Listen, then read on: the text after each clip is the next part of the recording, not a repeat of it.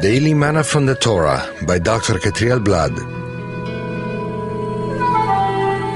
Shalom, dear friends, and so we've come to the seventh and final aliyah of Parashat Shemot, names.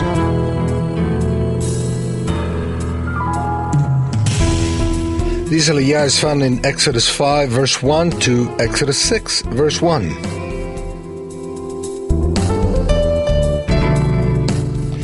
Today's reading will take place in chapter 5, verse 23.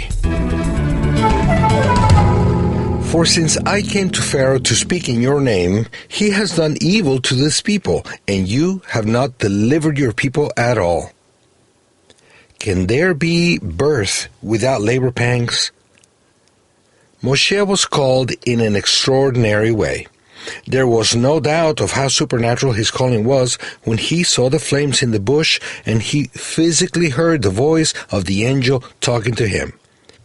Besides, the absolutely tangible miracles that he had received authority to perform were also witnesses of his permission to do what he was doing.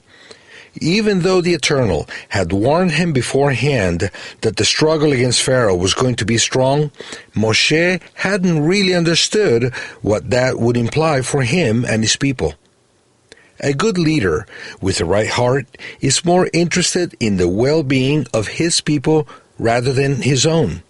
That's why when the people had to suffer even more because of the pressure Moshe put on Pharaoh in the name of the Eternal, Moshe couldn't stand it. He started complaining with the Eternal and expressed his deep anguish for having caused the people to suffer. The Eternal, however, knew very well how much the people could bear, so everything was under heaven's control.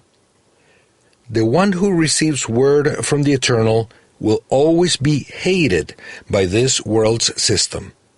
So when you speak the words that the Eternal has given you, you will have more enemies and struggles in your life. Not only will you have to suffer, but also your family and your beloved ones will be affected by your faithfulness to divine revelation. This is perfectly normal and is part of the whole process of redemption. There is no birth without labor pangs.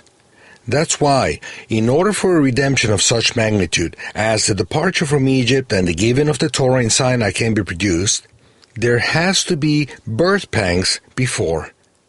The greater the redemption, the greater suffering is required.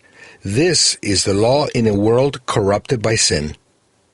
Don't believe those false preachers that say that the path of the Eternal is easy and that all will go well for you if you do this and if you do that.